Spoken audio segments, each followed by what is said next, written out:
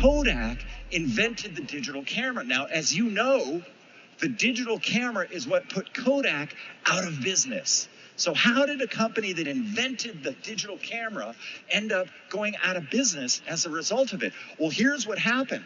Kodak went in, as we know. They had their launch, they had their peak, they had their fall. But the reason they didn't recover is because they didn't think outside the box. True story. Kodak went in the early 1970s, and they invented the digital camera to help the United States spy on Russia. And so what they did was they put the digital camera stuff into satellites, and instead of sending film back down, which you couldn't do, they said, we want to make it digital so that we can get the information. So Kodak came up with the idea of, here's how we can do this digitally.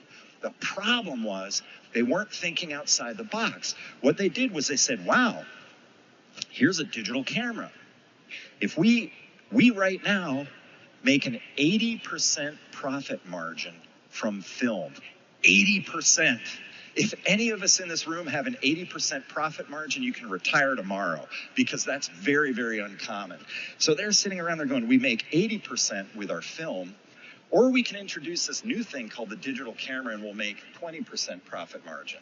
And they said, we aren't going to do that. We don't want to go ahead and do a 20% profit margin. So they didn't reinvent themselves, and the result is that they collapsed and ended up there.